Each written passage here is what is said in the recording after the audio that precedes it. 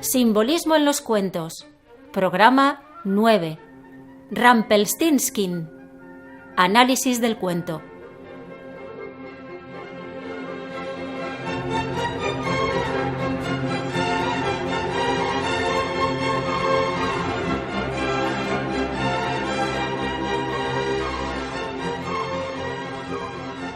Muy buenas tardes a todos, bienvenidos una vez más a nuestro programa de simbolismo en los cuentos. Como sabéis, este programa es lanzado desde la Escuela de Filosofía Nueva Acrópolis Castellón y nos complace mucho teneros otra vez aquí para analizar el último cuento, El enano saltarín, versión española o versión original, Rumpelstiltskin. Como ya sabéis, estáis escuchando la voz de Irene Risueño, que soy yo. Sabéis que soy la co-coordinadora de esta maravillosa aventura y hoy están conmigo mis fieles compañeros Daniel Risueño, que es el otro coordinador y gran aficionado al simbolismo. ¿Cómo estás? Hola Irene, aquí encantado de estar otra vez. ¿Todo listo? ¿Preparado? Preparado y a tope. Pues también nos acompañan José Luis Romero, que ya sabéis que se ha ganado la fama de encontrar comparaciones de mitos y cuentos que en otros programas como Caperucita o El soldado de plomo, que podéis ir a escucharlos si no lo habéis hecho ya, pues siempre se las ingenia para encontrar algún mito griego. ¿Esta vez nos asombrarás de la misma manera o...? ¿En serio me he ganado la fama? Sí. Bueno, eso... pues tendré que intentar buscar algo. Voy a buscar aquí en un momento mientras dure el programa a ver si encuentro algo para decir. Bueno, pues nada, encantado de estar otra vez aquí y espero que nuestros oyentes puedan descubrir algo bonito de este cuento tan entrañable, ¿no? Y también, para deleite de todos, la alegría de la casa, la gatita del programa, que ya que en nuestro último programa estuvo analizando el simbolismo del gato en los cuentos. ¿Cómo estás, Tere Lloría? Pues muy bien y encantada de estar aquí, porque lo que intentamos también es pasarlo bien. Pues yo antes de empezar con el análisis y el cuento, como sabéis que hacemos, me gustaría explicar una breve anécdota de por qué elegimos este cuento. Y es que os tenemos que contar que Daniel y yo, cuando quisimos poner en marcha el proyecto, uno de los cuentos que sabíamos que íbamos a analizar sí o sí, estaba en el contrato, era precisamente este, El enano saltarín. Porque le tenemos mucho cariño a este cuento, porque era el que nos contaba nuestra abuela más veces cuando éramos niños. Entonces, esa semillita del amor por los cuentos nos la transmitió ella a través de este cuento. Yo siempre recuerdo que cada vez que cocinábamos juntos, sobre todo mi abuela le gustaba mucho hacer bizcochos y pasteles que, claro, llevan un rato en el horno. Entonces, mientras estaba en el horno, mi hermana, yo y a veces mis primas, que también estaban por ahí ayudando, pues mi abuela nos sentaba y mientras el pastel se hacía en el horno nos contaba cuentos. Y muchas veces nos contaba este cuento y nos cantaba la cancioncilla que habéis escuchado en el cuento. Eso sí que son abuelas, la verdad. Sí. Pues sí. Y después del cuento, comeros el bizcocho, ¿no? Por supuesto. Sabía mucho mejor ese bizcocho. Así que este programa es una dedicatoria, es un homenaje a nuestra querida abuela Carmencita Gagalda la Mironeta, pero también a todos los abuelos y padres del mundo que plantan la semilla del cuento en el corazón de sus nietos e hijos.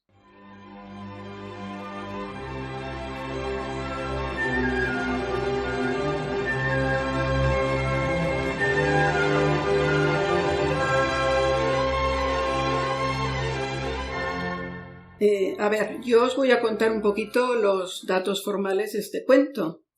Rumpelstiltskin es un cuento de origen alemán y lo incorporaron los hermanos Grimm en la edición de Cuentos de la Infancia y del Hogar. Y es uno de los pocos cuentos que aún conservan su autenticidad, porque algunos de los que hemos tratado pues tienen varias versiones, pero este de momento se conserva. Muy bien. Y en este cuento tiene todos los elementos típicos de muchos cuentos de hadas. como por ejemplo la realización de tareas imposibles o el intercambio de un hijo o de un nombre secreto. Pero yo os quería comentar por qué este nombre tan extraño que, bueno, a mí me ha costado aprender, ¿eh? Es que se las trae, ¿eh? Es mucho mejor el enano saltarín. La verdad que sí. Mira, en alemán realmente es Rumpelstiltskin. ¿Qué significa? O sea, el Rumpel significa duende maligno, que es un duende que malvado, que hace ruidos, que pega patadas, que sacude cosas, y al final de la palabra, que es chen, es el elemento que utilizan los alemanes para nombrar algo pequeñito, un diminutivo Muy de bien. esa persona. Por eso es el enanito o el enano. Entonces, en realidad, aunque en español se llama el enano saltarín, no estamos delante de un enano tipo los del Señor de los Anillos, ¿no? No tiene nada que ver. No. Más bien sería otra cosa. Fíjate que entonces la traducción española no se aleja tanto, ¿no? del nombre, porque si es, como has dicho, algo que hace ruido, que Sí, da patadas. Sí, Pues, sí. Pero bueno, este tiene el calificativo de malo. Y normalmente siempre es más amable la visión que se tiene sobre ellos, pero bueno. Este es bicho. La verdad es que a este duendecillo el nombre le pega bastante con la descripción que has dado, porque como no para de saltar y de botar por ahí y de hacer maldades, le da bien, le da bien. Bueno, yo voy a romper una lanza en favor del enano porque a mí me cae bien, ¿eh? A pesar de todo que no estamos aquí diciendo que es tan malo. Ya veremos si es tan malo, ¿eh? Ya veremos. Tiene su atractivo. Es su nombre de negocios.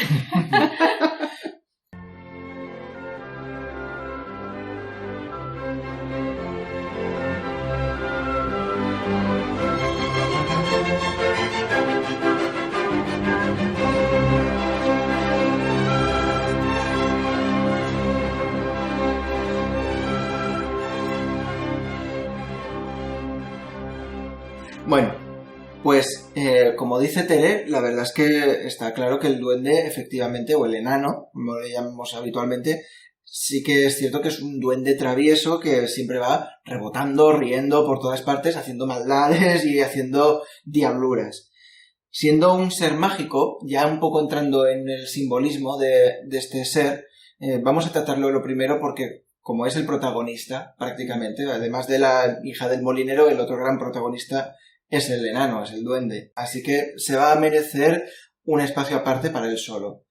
Pues, como digo, siendo un ser mágico, en todos los cuentos, cuando aparece un ser mágico, bueno, en casi todos, por lo menos de momento en todos los que conocemos, siempre están representando alguna fuerza de la naturaleza, una fuerza X. Pueden ser varias, no tiene por qué ser una definida siempre. Habrá que ver el contexto del cuento para ver a qué fuerza se está haciendo referencia en cada caso. En el caso de este cuento en concreto, ¿qué tenemos aquí? Pues tenemos un duende que, como decimos, es travieso, da muchas vueltas, grita, se ríe, se enfada, se pone triste cuando le conviene. Entonces, juega mucho con las emociones. Viendo otros elementos del cuento que refuerzan este significado, hemos visto que lo más probable es que en este cuento el enano esté simbolizando una fuerza emocional, una fuerza de naturaleza pasional, concretamente nuestra parte emocional. En esoterismo esto tiene el nombre de astral. Si no os acordáis de la palabra esoterismo, os recuerdo que tenemos un programa, el segundo programa que hicimos, en el que hay un diccionario en el que decimos a qué nos referimos cuando decimos la palabra esotérico.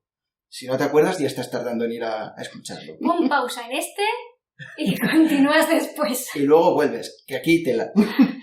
Bueno, pues entonces, como decimos, este cuerpo astral, este cuerpo emocional que tenemos cada uno, está dando un montón de pinceladas de su propia naturaleza en cada una de las actuaciones del enano. Yo quiero aquí abrir una encuesta, primero entre vosotros, compañeros que estáis aquí conmigo, y con el público. ¿Creéis que cuando el enano va a ver a la chica lo tiene ya todo calculado y todo planificado? ¿O se le va ocurriendo sobre la marcha? Yo diría que sobre la marcha. Yo no. Yo creo que ya lo tiene todo calculado, medido y, vamos, claro. Al detalle. Nada. Yo también soy de la opinión de Irene, pero bueno, cada uno puede de una manera, ¿no? Pero sí, yo creo que sí, que tiene calculado ya más o menos lo que va a conseguir cuando le hace el favor a Pues Ricardo nada, Molinero. nada, 3 contra 1. Hemos ganado. Daniel no se ha pronunciado. Ah, Vosotros, en los comentarios, ponedlo antes de seguir, pausad el vídeo, pensadlo y escribidlo, porque supongo que ya habréis escuchado el cuento. Espero, porque si no se van a perder. Bueno, yo la verdad es que también soy de la opinión de que lo tiene todo, vamos, atado, atadísimo, ya sabe perfectamente todo lo que va a pasar. Sobre todo también quizá por la canción que canta hacia el final del cuento. Su intención está clarísima. Por lo tanto, Lo que no tiene tan atado es el final. Que al final no le sale exactamente como le esperaba, pero bueno. eso está claro. Ahí se le tuerce la cosa. Pero mientras tanto, Slade está con la sartén por el mango todo el rato. Continuamente. Él tiene completamente el control de la situación. ¿Por qué? Porque justamente hace uso de sus facultades. Él, en su afán de ser pasional y emotivo, va a socorrer a la persona en un momento de auxilio, de apuro. Pero después le va a pasar factura. Eso es algo que pasa mucho, que él hace uso de su naturaleza para hacerse nuestro amigo, fingir que va de buenas y luego robarnos algo que es nuestro. Y luego solo lo impediremos si adivinamos su nombre, que ya veremos luego lo que significa, ¿no? Pero de momento el enano iba bien, pero después se revela como el gran villano del cuento. Entonces el cuento nos está enseñando, parece ser, qué ocurre con esa parte emocional, qué ocurre cuando no la reconoces como lo que es y qué pasa si te dejas mangonear por ella. Bueno, pues es que has corrido un montón. Yo creo que deberíamos también empezar por el principio del cuento y a ver, desde el principio has como hecho un mensaje general del cuento, ¿no? Sí, algo así, Entonces, para que ya nos pongamos en situación. Claro. Yo creo que el principio del cuento teníamos que empezar, si os parece bien, por el molinero, ¿no? pues sí. Que de alguna forma es el que da inicio, es el que detona toda la situación que se va a suceder a lo largo de todo este cuento. El molinero aparece en otros cuentos al principio también, entonces de alguna manera tiene el simbolismo de aquello que da comienzo a algo. Es Muy bien. el detonante, ¿no? El detonador de todo lo que va a suceder después.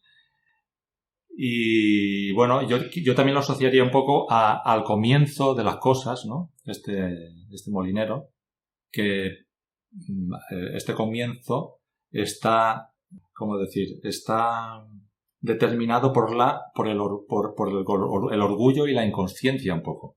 Porque él lo que dice es que su hija, presume de que su hija es capaz de, con una rueca, convertir la paja en oro. De eso de lo que presume el molinero. Casi nada. Casi nada. Sí. Todos los días lo hago yo eso. Pero nada. Yo lo asocio también a los inicios en el sentido de que cuando uno tiene poca experiencia, cuando uno empieza una cosa, es un poco inconsciente y un poco orgulloso también, porque como no sabe muy bien lo que cuesta, lo que va a tratar de hacer, ¿no? Sí. Es un poco inconsciente y cree que va a poder con determinadas cosas y se siente, ¿no? Y hay orgullo de que uno va a poder con ello. Pero es que si no fuera por esas veces ese orgullo, esa inconsciencia, a veces no empezaríamos las cosas. Entonces, en los principios siempre se asocia un poco con la inconsciencia, con el orgullo, con la vanidad, con el yo voy a poder hacer esto, luego ya vienen todas las pruebas. Pero Vaya, creo que hace falta un poquito, ¿no? Esa parte de inconsciencia y de orgullo para poder iniciar, que es lo que hace el molinero, inicia el cuento para que luego ya se desarrolle toda la trama. qué interesante. Mira, ves, yo siempre había asociado ese simbolismo a, pues no sé, molinero, el que hace el pan. Al final es como el primer paso, ¿no? Para hacer pan necesitas trigo y eso se consigue en el molino. Pero me parece muy interesante esa reflexión, ¿no? Sin embargo, ese defecto, ¿no? Ese orgullo, pues se va. Y de lo mucho que se emociona, ese rumor llega hasta el rey. Y de ese personaje voy a hablaros yo. Resulta que en los cuentos el personaje del rey viene a simbolizar la mente. ¿Por qué? Porque si nos paramos a pensar, un rey, pues, ¿qué es lo que hace? Pues mandar, ¿no? Tiene un gobierno y sobre ese gobierno él es la figura central que manda.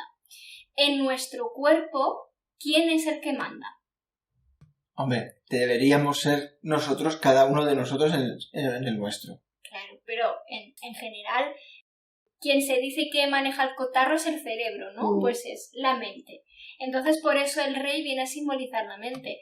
Por eso, en algunos cuentos, el rey puede tener una connotación divina, como vimos en El gato con botas, cuando ese rey es prudente, es sabio, es bueno.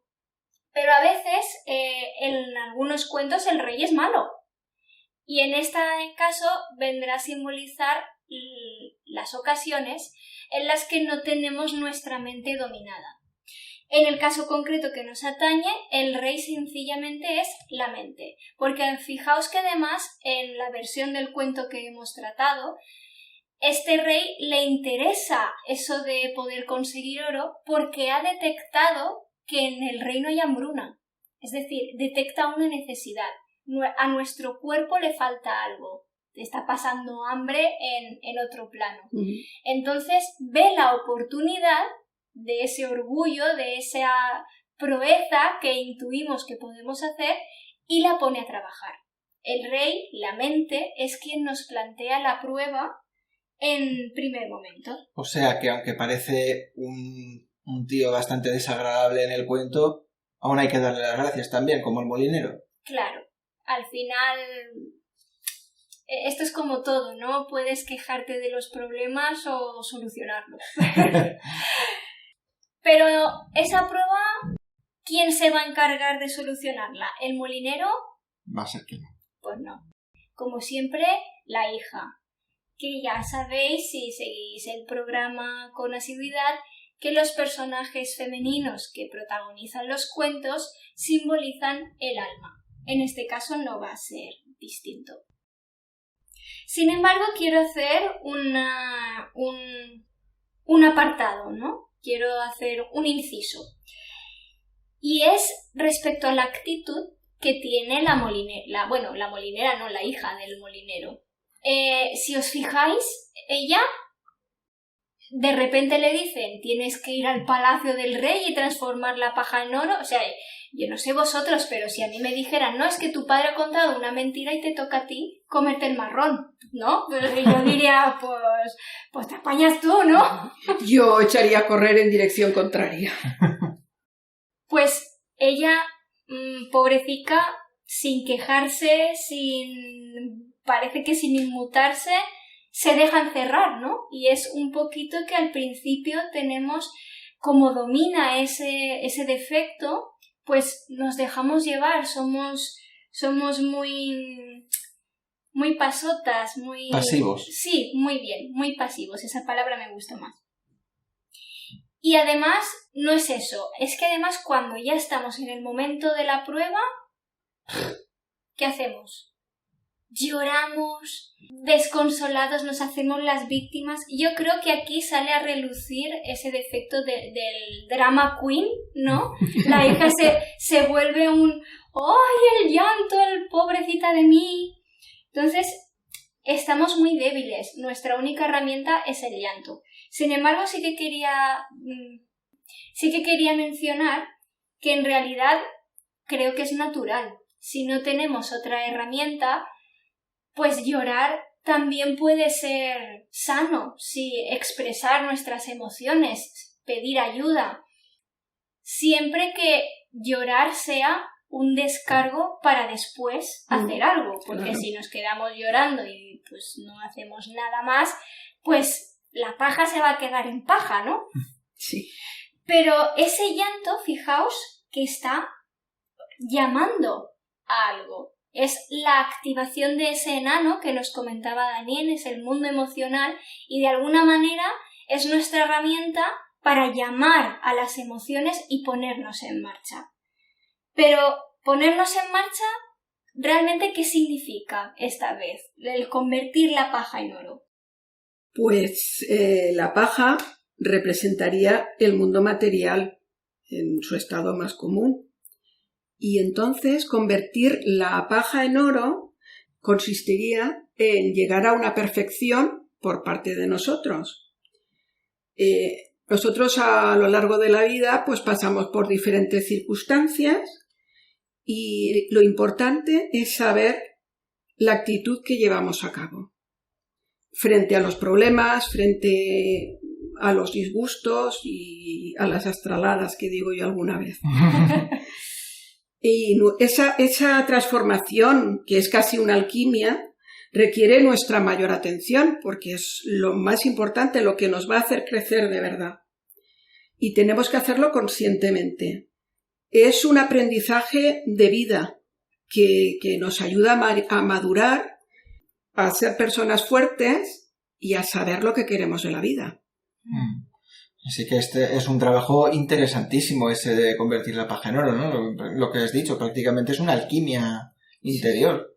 Alquimia, de nuevo, programa 2, diccionario, que ahí también está la palabreja. Estamos que lo tiramos de recomendaciones. Y es curioso que aparece también la rueca otra vez. La rueca que siempre está asociada a las experiencias de la vida, al paso de la vida. Es como sí, claro, convertir la paja en oro a través de las experiencias de la vida, cómo vamos enfrentando los problemas, cómo los vamos solucionando, cómo vamos creciendo. Sí, Y de eso hecho, al se ser repite en redonda otros. es lo que hace que cada vez volvamos a pasar por lo mismo y nos haga aprender. La rueda del tiempo también se le dice alguna vez. Al final, hilar, creo que también lo comentamos en otro programa, que era como unir las cosas, la inteligencia, en fin, o sea, es un simbolismo muy rico.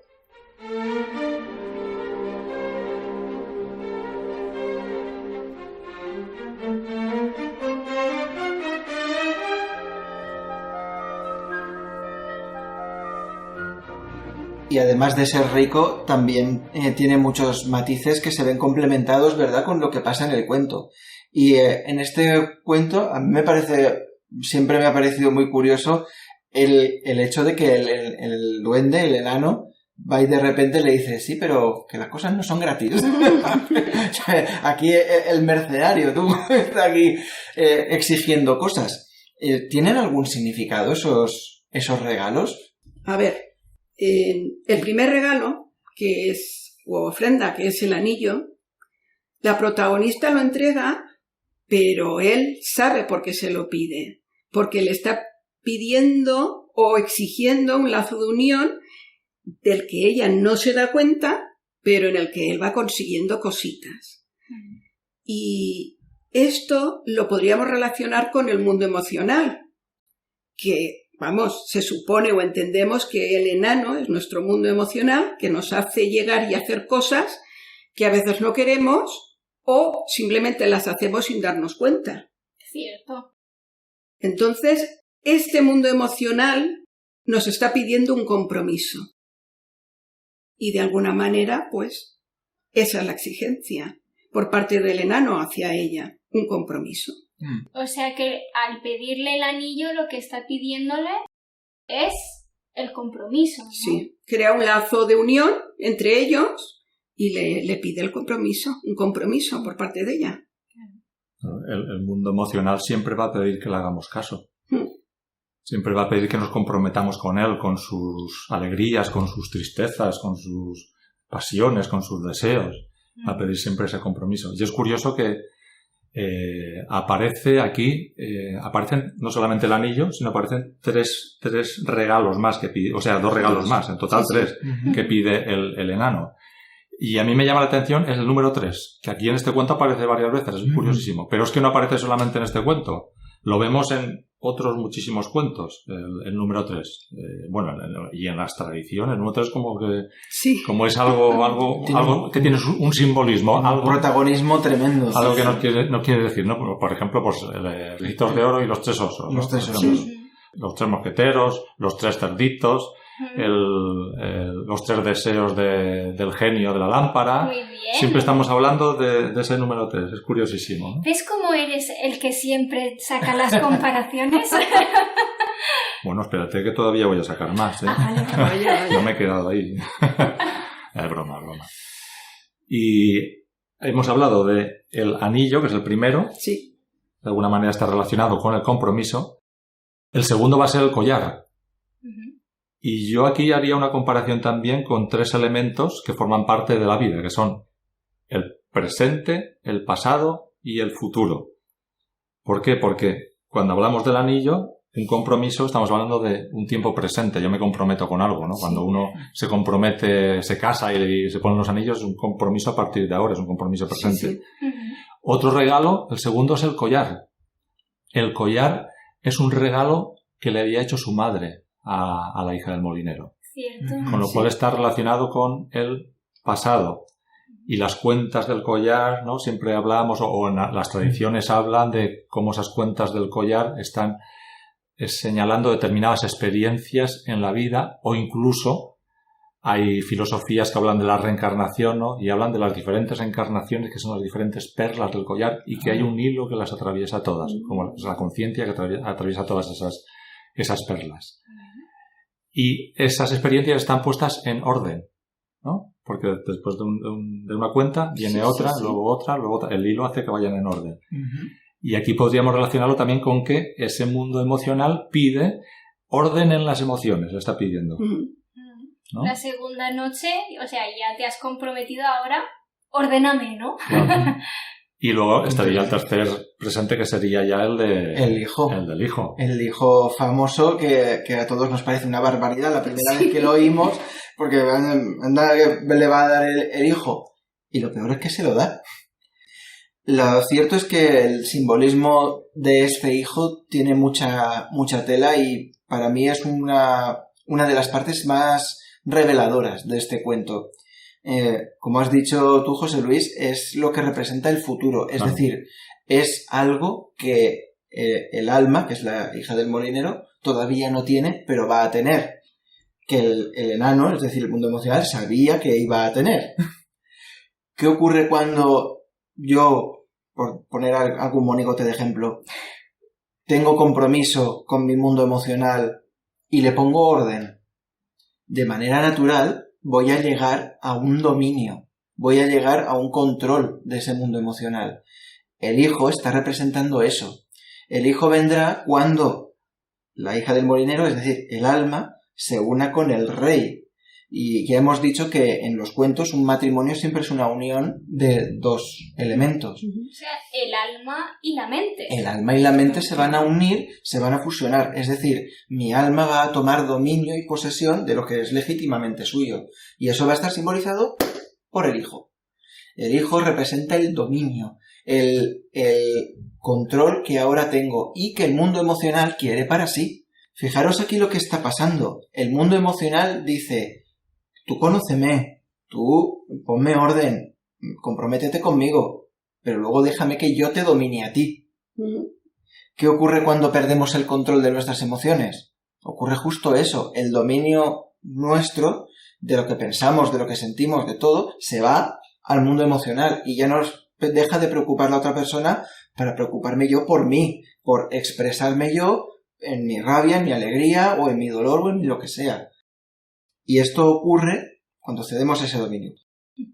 Que además no es que sean emociones de sentimientos bonitos, ¿no? Es que además es un enano saltarín, o sea, es agresivo en eso, ¿no? Extremos, siempre son extremos. Y ahí es donde está el peligro del que nos está advirtiendo este cuento. Si caemos en el juego del enano, ese dominio se lo vamos a dar al mundo emocional. Y claro, si él nos domina, el resultado no va a ser bueno. Vas a estar dando botes y saltos toda la vida. Toda la vida. Con el enano. Te guste o no. Y ya será el dominio suyo para siempre. Eso es lo que quiere el enano, el muy canalla.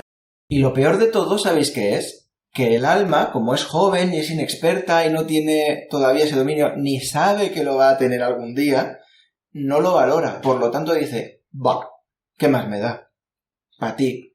Total, ahora mismo estoy en una situación perdida. Claro. Acordaos que este mundo emocional ha venido al rescate en un momento de desesperación absoluta. Así que es o todo o nada. Y va, pues sí, te daré ese hijo, te daré ese dominio. Bueno, pero a ver, me uno al equipo José Luis por romper una lanza a favor del enano, También recordemos que al final quien hace el trabajo y quien supera la prueba, o sea, es gracias al enano. Quiero decir, si hubiera estado ella solita, a lo mejor no sabemos si hubiera acabado bien la primera noche. Sin embargo, esa potencia emocional, aunque quiere el dominio para sí, trabaja y sí que convierte, o sea, sí que nos convierte en oro. Claro, es que nadie está negando que sea una potencia fuerte y capaz de hacer cosas. Útil. Exacto, tiene su practicidad, tiene su uso y tiene su importancia para nosotros. Es igual que en ciertas doctrinas budistas dicen que hay que apartar la mente. No, ¿por qué? La mente es una gran herramienta. Si la apartas te estás cortando, es como si tú estuvieras cortando un brazo. Esto es lo mismo, no hay que negar el mundo emocional, no hay que dejarlo aparte. Lo que no hay que dejar de ninguna manera es que se quede con nuestro hijo, que se quede con el dominio, que sea esa parte la que nos domine a nosotros y no al revés, porque entonces es cuando están las cosas fuera de su lugar y como nos enseñó el Rey León, si el rey que tiene que estar no está gobernando, el reino se seca y va mal. Bueno, hay que aclarar que en estas doctrinas budistas cuando dicen apartar la mente están refiriendo a superarla porque hay elementos que están por encima de la mente, según ellos. No es que consideren que no es útil, sino... De hecho, en Oriente se decía, algunas doctrinas orientales dicen que la mente es el rey de los sentidos. Justamente estábamos hablando del rey, ¿no? El rey es el rey de los sentidos, es el que gobierna todo, ¿no? Dentro de sus limitaciones, claro, porque ellos luego dicen, bueno, domina todo, pero luego por encima de ello todavía hay algo más. Quería aclarar un poquito, ¿no? Para que no nos quedamos con que el budismo desprecia la mente, ¿no? No la desprecia. He hecho algunas ramas del budismo. Bueno. Algunas. Vale.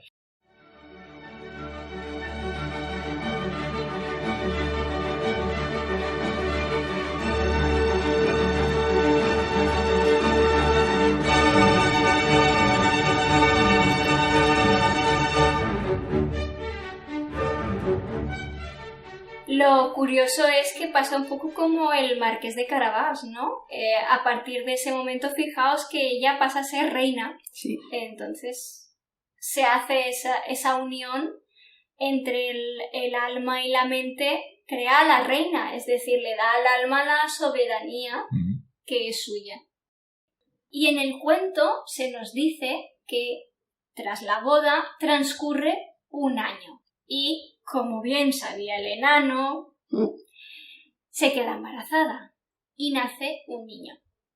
Pero igual que José Luis destacó el número 3, y ahora voy a destacar precisamente el número 1, porque simbólicamente ya sabéis que en los cuentos los números pues siempre dejan alguna pista, ¿no? Sí. Igual que la que comentaba José Luis, pues el número 1 tampoco se va a quedar atrás. Justamente, fijaos que es lo que se nos dice es que pasa un año. Y es que el número 1 simboliza los ciclos, el paso del tiempo.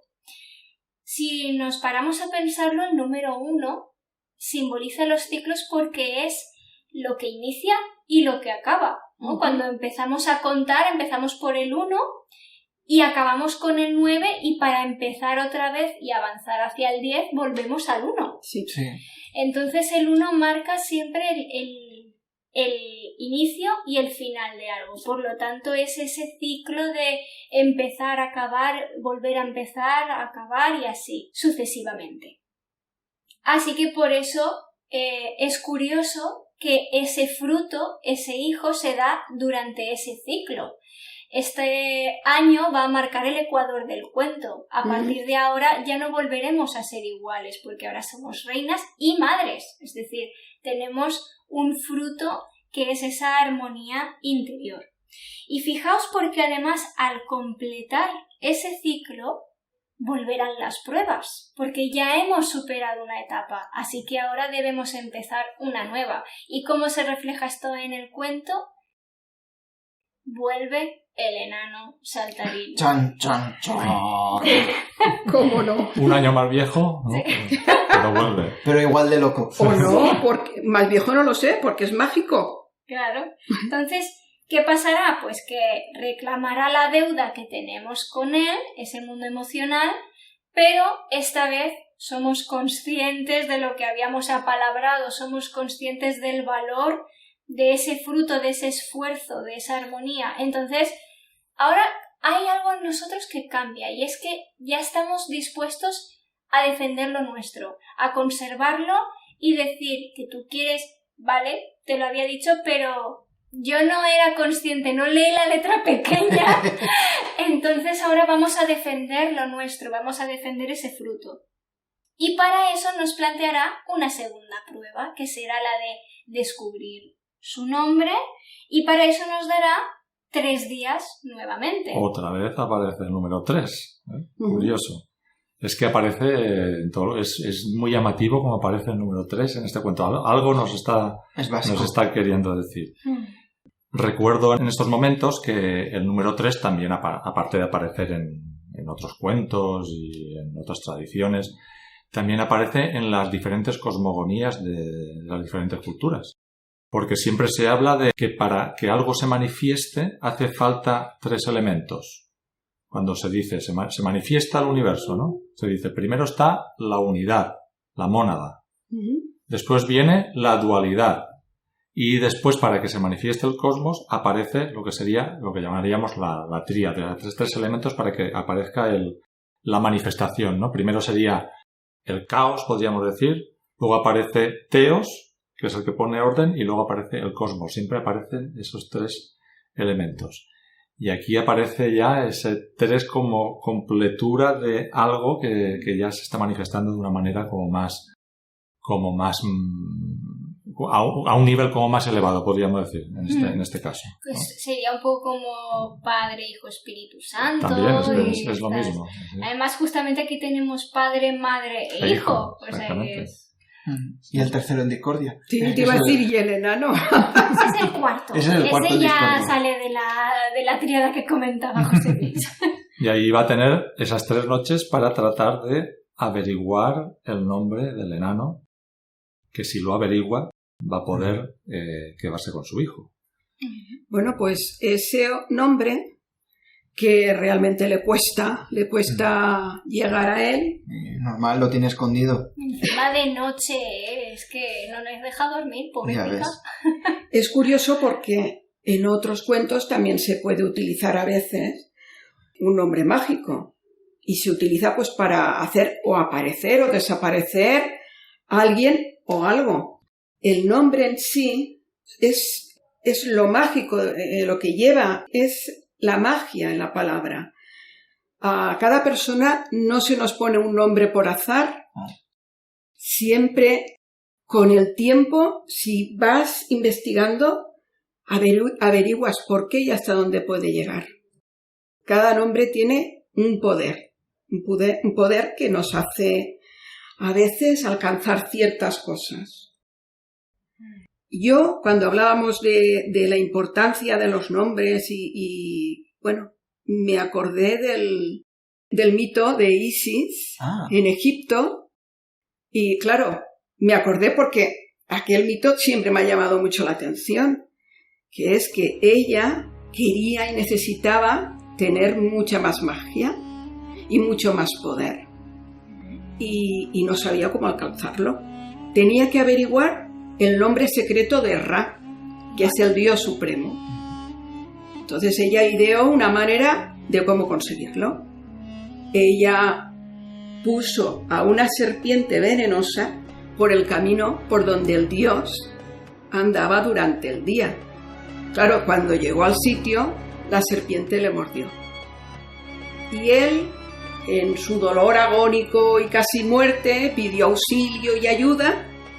Y ningún dios se quiso arrimar porque todos le tienen mucho respeto y mucho miedo. Y ahí fue cuando entró Isis y le dijo: yo te curaré, yo te salvaré a condición de que tú me digas tu nombre secreto. ¡Qué cuca! Claro, porque Isis además era diosa de la medicina también, ¿no? De la magia. Sí, pero no se conformaba con lo que tenía.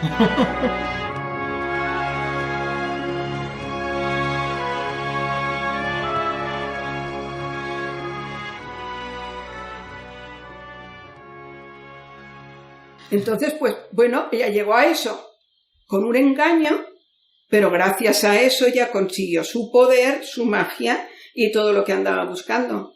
Entonces, fue una similitud que me hizo recordar aquello, la importancia del nombre, de los nombres. Porque dentro del nombre, de alguna manera, está lo que es, ¿no? Es la esencia de las cosas.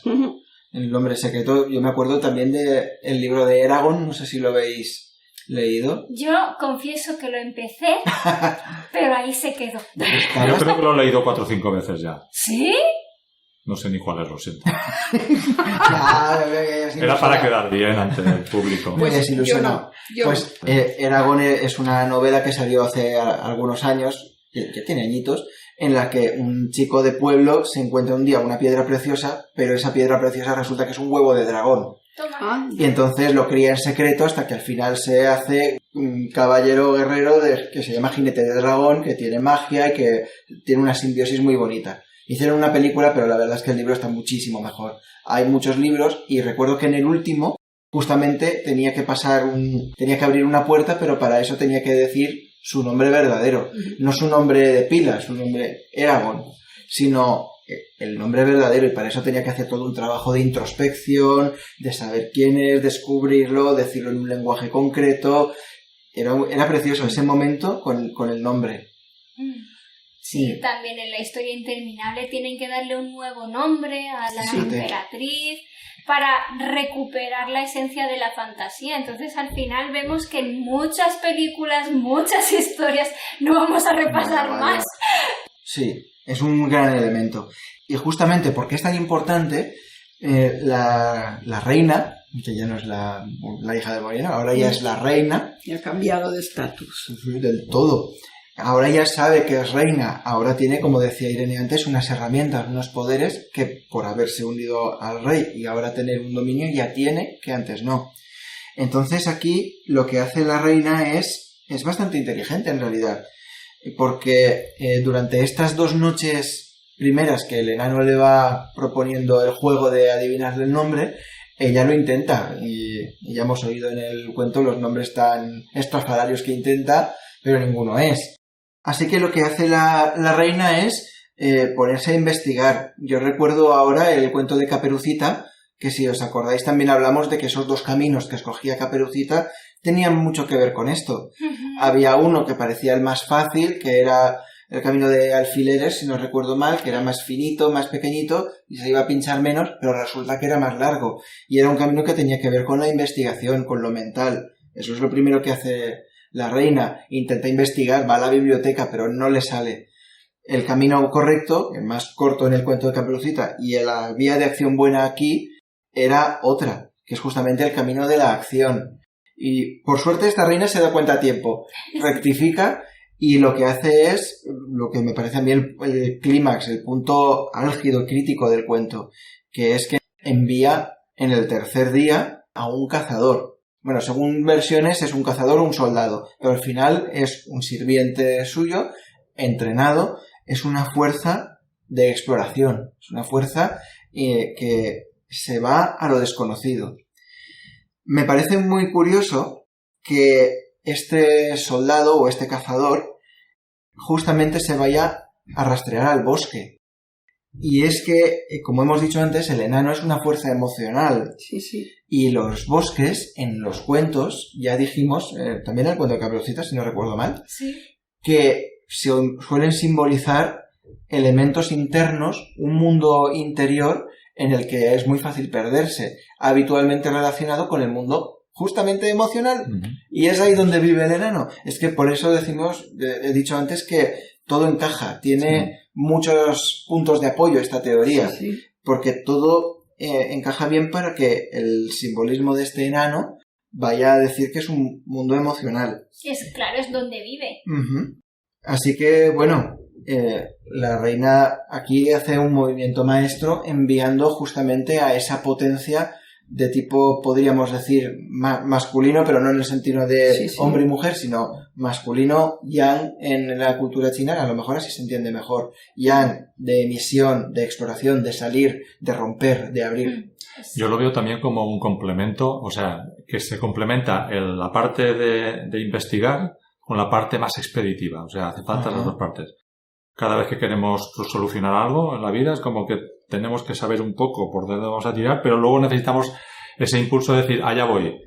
No solamente te puedes quedar en el ver cómo lo hago, sino llega un momento que tienes que dar un paso adelante, que sería el ser cazador, ¿no? Esa parte expeditiva que es la que hace que entre una cosa y otra se pueda solucionar el problema, se pueda conseguir lo que se quiere. Además, supongo que envía a un cazador ya con su experiencia y quiero decir que al final este cazador viene a simbolizar esa fuerza mental, ¿no? Esa fuerza, sea mental, física, la que sea. De cualquier tipo. Fuerza de voluntad, probablemente, en este caso. Además, acordaros que en el cuento dice que el cazador conocía ese bosque en concreto. Como la palma de su mano. Fuerza de voluntad o fuerza de inteligencia. Cualquiera de las dos sería aquí la que este cazador o explorador está encarnando. Sí, y que se tiene que meter en el bosque. Dice, no me puedo quedar en casa, tengo que meterme en el bosque para poder conseguir saber el nombre del enano. Así nos damos cuenta de lo inteligente que se ha vuelto la reina. Vamos a hacer una breve recapitulación y vamos a fijarnos porque me parece que es un elemento interesante a tener en cuenta. Fijaos que venimos de una hija de molinero que se dejaba llevar por esos desastres, esos problemas, lloraba, no sabía qué hacer y en cuanto consigue la unión, esa armonía, cambia, hay un fruto ahí que se gesta, que madura, que nace y está esa armonía y se pone a investigar, o sea, ya no llora, si os fijáis ya no llora, ya directamente pues me encierro en la biblioteca y me pongo a estudiar y a cultivarme a mí misma. De hecho, la segunda noche creo que en algunas versiones también pedí ayuda a los sabios del reino, o sea, también ya es una investigación de mis recursos no dan, pues a más, ¿no? Ahora soy reina, tengo más despliegue. Y después ya el cazador. Es decir, vemos esa progresión en su actitud, vemos esa progresión en el alma. Es un coger el toro por los cuernos, ¿no? Directamente. Es un alma más madura ya. No nos olvidemos que al final todos los elementos del cuento son reflejos de mí mismo. El cuento está reflejando eso, ¿no? Que si vencemos a ese enano, si conseguimos ese oro, vamos a estar más maduros, vamos a progresar. Tiene que verse en algo, ¿no? Esa progresión. Y así cuando nos metemos de lleno en nuestro mundo emocional para conocer su esencia, ¿no? Como decías, Tere, ¿con qué nos encontramos? Con el enano. Y además lo encontramos haciendo algo muy interesante, cantando. Justo en el programa anterior revelamos un poco también el simbolismo del hecho de cantar en los cuentos. Pero por si a alguien se le ha escapado la tarea, lo vamos a refrescar aquí. Y es que cantar en los cuentos es algo muy importante porque simboliza desvelar verdades. Cuando en una historia alguien canta, si este cantar tiene letra, si os fijáis siempre es que canta una leyenda, algo importante, el uso de un objeto, y en este caso justamente el enano está cantando la respuesta que estamos buscando. Durante la canción revela su nombre y además sus verdaderas intenciones, porque revela qué quiere hacer con ese hijo que nos ha pedido, y es hacerlo su esclavo, hacer que sea su sirviente. Es decir, robar el dominio de la persona para quedárselo para sí, como decíamos antes. Claro. Así que, una vez lo descubrimos, pues es cuando ya el cazador vuelve, se lo dice a la reina y tenemos ese episodio final tan... Que es tan rocambolesco. Claro, que el enano pobrecillo se da cuenta de que han descubierto su nombre y ya no puede tener a ese hijo, ya no puede dominar a ese alma y entonces ya coge un rebote que va a caer aquí para allá, empieza a saltar. Saltarín. Saltarín Sí. para todas partes hasta que de momento se clava en la tierra y ya pues se rompe en pedazos, ¿no? Ahí estamos hablando ya de que ese alma ha tomado el dominio y podemos decir que ya domina esa parte emocional. O sea, destruir esa parte no sería tanto destruirla, sino poder ser capaces de dominarla. Ya no tiene dominio sobre nosotros. Y yo creo que simboliza un poco eso, ¿no? Esa desaparición del enano es que ya por fin el alma ha tomado las riendas y ya puede dominar toda su personalidad. Por lo menos esa es la conclusión a la que hemos llegado nosotros como equipo. Claro, Otra cosa es la interpretación que pueda hacer cada uno de nuestros espectadores, que desde luego si tenéis alguna teoría distinta, ponedla en los comentarios, que nos encanta verlo y leerlo. Por Vamos. supuesto, Sí, ya sí. tienen mucho que comentar, ¿eh? Esta es nuestra teoría. Si no os gusta, pues tenemos otra. Como diría Groucho Marx, Groucho con Marx. sus principios.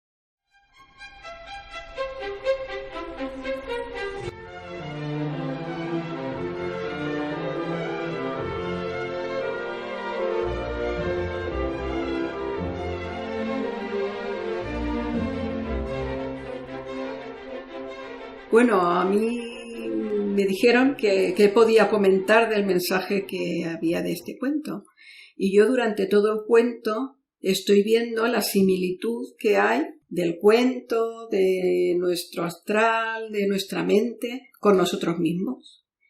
Entonces, empieza pues por una situación de muchas mentiras que puede ser pues nuestra neblina habitual que siempre nos hace ir por derroteros que a veces no son buenos. El dramatismo.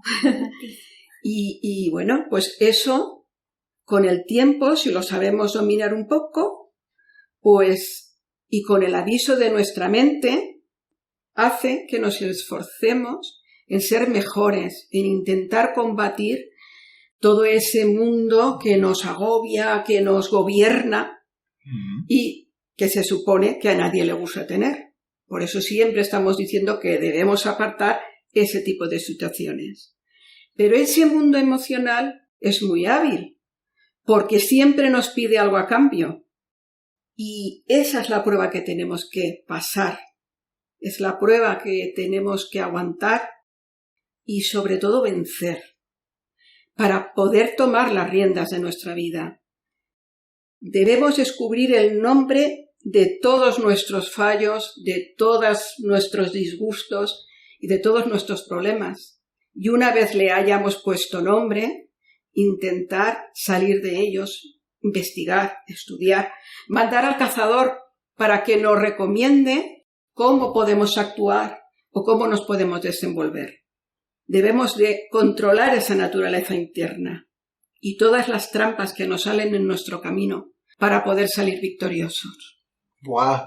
Es muy curioso porque en el cuento ya nos lo está diciendo, ¿no? Si tú quieres ser oro, si tú quieres alcanzar lo mejor de ti mismo, vas a tener que comprometerte con ese cambio, con esa decisión, vas a tener que poner orden en en ese mundo emocional y así obtendrás ese hijo, ese fruto, esa armonía. Y si consigues conocerlo, podrás acabar dominándolo. Combatirlo. Hacer que explote. Este creo que ha sido un buen resumen, ¿no? Como lo llamamos, un recuento del cuento.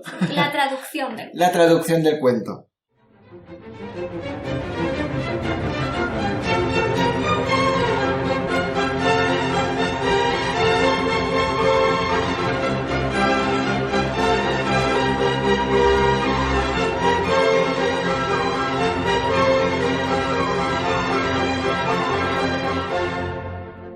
Pues ya hecha la traducción y ya dicho todo, a no ser que alguien conozca una segunda parte del cuento, por aquí vamos a... Y las reclamaciones pues a Irene o a Dani, que son los Sí, los siempre que- a ellos, por favor. los directores y codirectores. Qué malos. Ya lo sabéis. Bueno, si no, la culpa que se lo digan a nuestra abuela por habernos contado el cuento. Pues explicado ya este análisis, ya solo nos queda esperar vuestras reacciones, leerlas en los comentarios. Esperamos que os haya gustado mucho este programa, que haya sido ameno a la par de informativo y que si os ha gustado y creéis que nos lo merecemos, pues oye, que nos regaléis un like, y que os suscribáis al canal, porque así os podéis enterar de todas las veces que subamos algún podcast, no solo nosotros, también artículos, lecciones, charlas que se ofrecen en este canal de Nueva Acrópolis España, que son todas súper interesantes. Y nada, espero que nos veamos en la próxima. Sed el héroe de vuestro propio cuento. Muchas gracias.